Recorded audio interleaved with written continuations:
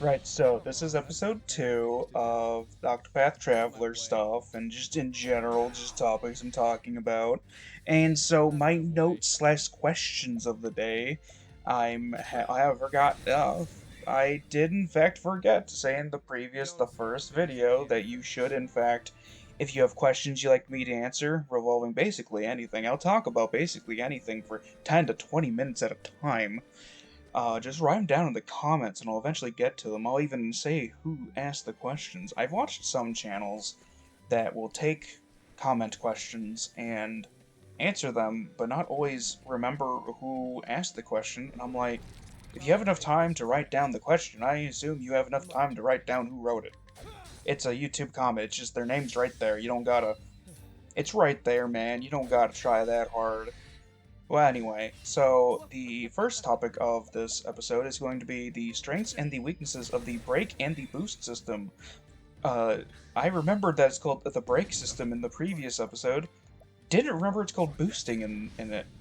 So, in this game, as you can see from some of the footage, I'm just going to take random footage. It's probably combat in the background. I've been told that if you start a video with action, people like it more. So I'm probably just going to focus on boss battles as the background footage and all that. So, chances are you're seeing things being broken or characters being boosted.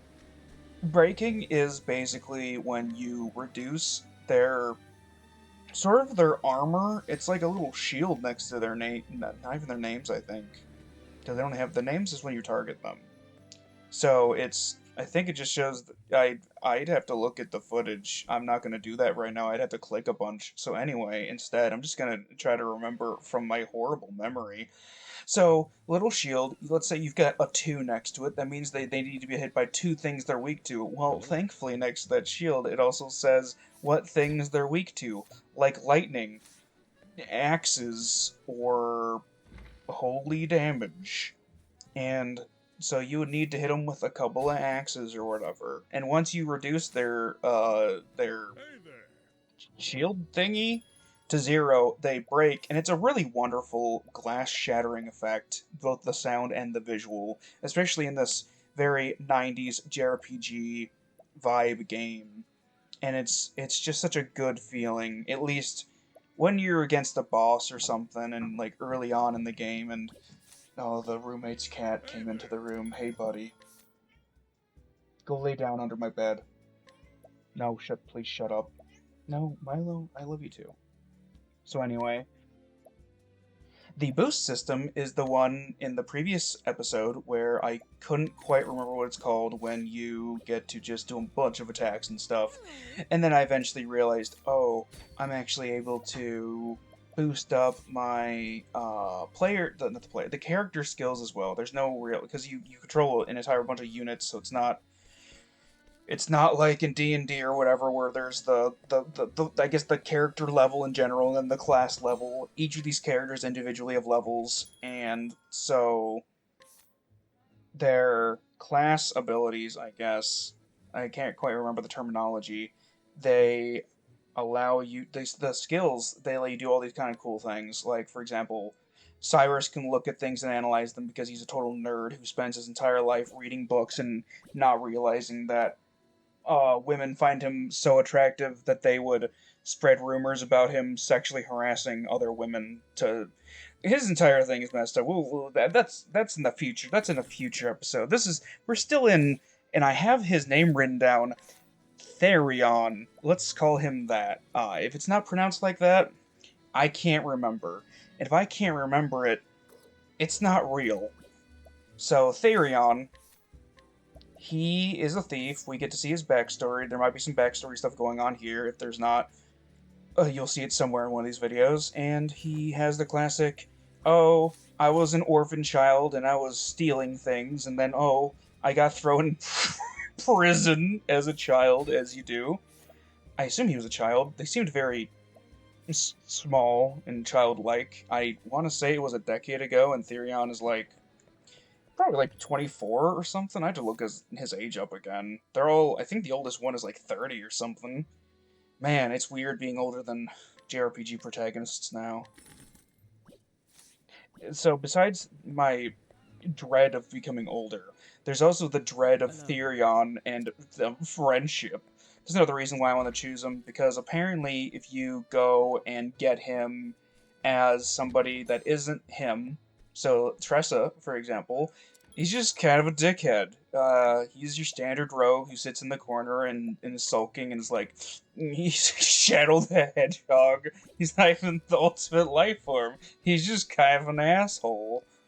And I didn't want to have to deal with him being an asshole, so I decided to play him because the way the game sets it up, you're a nice person going around helping people, and so instead of being an asshole, yeah, you're a cool dude who gives handshakes to dorks on docks, and just in general, you're just a cool dude, just doing the thing JRPG protagonists do, which, you start out as some kid who went to prison and then had a friend, and then that friend, one day, fucks him over somehow. I can't remember if we've seen that yet, or if I just read about it, but there's a lot of fucking going on, and so Therion doesn't believe in friendship or something. And he just likes to sit in the corner and sulk and stuff. And it seems like he's an alcoholic. He's got a regular drink. I worked in a bar. If you're a regular at a bar that's known for criminals and you generally get the same drink over and over again to the point where the bartender knows what you want, chances are you're an alcoholic. And I've seen plenty of them at the bar. The bar wasn't. I'm trying to find a way to talk about the place I worked at without doxing myself. But let's just say the bar no longer exists as a legal entity as it was previously known because the owner did some shit. The owner, let's just say he committed some fraud and other crimes, and he got caught, which is one of the worst things you can do in America. Not the fraud, not the cheating on your taxes. It's getting caught in America. That's the problem. And so the most divorced and moistest man I've ever met. Every time I saw him, he was wet. He was just so damp.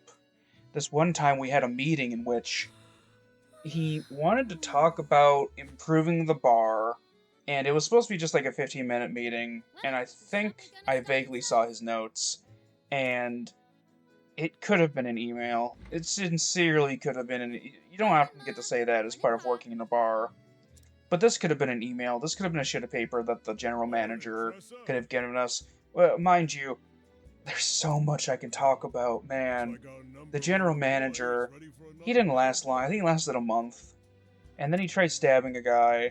And he's also facing criminal problems.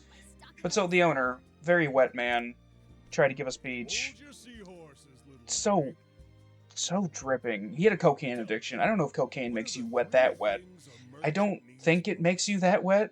I think he's just naturally that moist of a man. And so anyway, this moist man defrauded the IRS, and because of that, I no longer work at a bar. Though it might be reopening sometime soonish, and I'd probably return. Not working under him because I don't know if he's going to prison or anything. I just know that he owed a lot of money. He had to sell the bar, and it got bought out by another rich dude. That isn't that guy. I hope this man is a dry man. Oh man, the places that you get led to just because of remembering where you used to work at. So, yeah, Therion, raging alcoholic, former child prisoner, current thief. He's pretty cool. I just have his name in his title as my notes. I'm just gonna. Okay, let's talk about Therion, I guess. He opens those purple boxes. They've got cool stuff in them. Generally, some cash. They're called leaves in the setting. I don't know if that's been explained lore-wise why they're called leaves. The origin of the word and such, but a lot of things seem to be like plant themed. Like healing items are. I believe the SP ones are plums. I can't remember. What are they? Grapes? I think grapes are the healing item. Plums are the SP items, and there's something that gives you battle points. I can't remember what they are. I use them on Therion sometimes.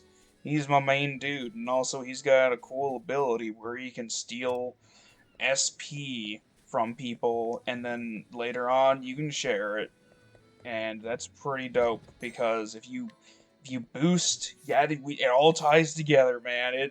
The boost system, you can boost his SP sharing, and so the first rank, it's 50% of your current SP gets transferred to somebody else. Second rank, you transfer all your SP to somebody else. The third rank, though, 150% of your SP, which I don't think I've tried it yet, but I can only assume it doesn't you don't go into the negatives. I've seen that you can overcharge people's SP, which is pretty cool. So I'm gonna keep trying to do that with Cyrus, which I did confirm. His name is Cyrus. The very, how do I word this? Therion is just really, really good at stabbing. He has a long sword, or whatever the equivalent is, I guess just sword. And then he's got a dagger. Daggers are pretty dope, from what I can tell. They do all kinds of stuff, and he gets to attack a lot. He can just... His SP stealing and his HP... He can also steal HP, but that doesn't matter nearly as much as being able to steal SP. They both let you attack twice, and you don't gotta boost it. But if you do boost it, the damage gets so much higher. And so if you're stealing SP, and you're doing a lot of damage, chances are he's just gonna kill the dude, and not all of the health. And it seems to be because I believe SP is what, like 5% of the damage you deal gets transferred into your SP, while the health is like 10%, half of it, or something. It's a bunch. It's between 10 and 50%. So anyway, the SP boost, pretty nice. Like, you deal a bunch of damage, and I found out that it doesn't matter what numbers show up on screen. Whatever amount of damage was left over that needed to be dealt to kill somebody is the amount of damage that they use in order to determine how much SP you get. And so it's basically a funneling. It's like laundering money. SP goes into Therion. Therion sends it to Cyrus the Nerd. Cyrus the Nerd casts the big fuck off spells that kill people pretty quickly. And altogether, it's a fun system. And then there's a couple other fuckers. I'm running Tressa because I like getting money. And then the Alfie. I'll just call him Alfie. Pretty sure Alfie is like his nickname. He's like a good old boy. He's not quite southern, but he's got I've never met somebody from like Arkansas. Where the fuck is Superman from? Where was it? Arkansas? Let's just say Superman's from Arkansas. I can't. Illinois or something? He's from some state that truly doesn't matter. If you're from Illinois, and I apologize, but at least you're not from Ohio. That would be truly a horrible existence. And so, Arkansas-ass Alphys, he is an alchemist, and he was actually, I would have gone for him. His story is actually really touching too. This entire game, like I said, it's just chock full of orphans and bisexuals. Apparently they'll flirt with each other and stuff, and I haven't seen it yet, but I guess it happens when you're in like their second parts of their stories, which I haven't activated yet. I'm a few levels too low for them. And, it's just really heart-touching. Alphys is half an orphan. Like I said before, spoilers for everything. If you haven't played the Octopath Traveler, maybe don't watch this stuff. I'm going to talk about it out of order. I have like 10 more of these to go. I've recorded 12 hours of footage, so I have a lot of it to go through. Oh man, I haven't even gotten to the third point yet. The banger-ass music. The music, fantastic. I listened to a bunch of it it's on Spotify. I listened to a bunch of it on Spotify, and it's just phenomenal. The sound, the tracks from the snow areas are just so beautiful. I showed them to my roommates, not classmates. I am not in school. And my roommates, and they quite enjoyed them, the visuals and the audio. Just the twinkling of the sun hitting the snow, the sounds. It almost reminds you of some tracks from Stardew Valley. Stardew Valley also has phenomenal music. So I guess with that, I'm gonna stop this episode, coming on pretty quick. I don't want to talk too much in each episode. I start talking about the bar, and then 5 minutes disappear, and I think to myself, that moist man, he's just he'll never leave my mind.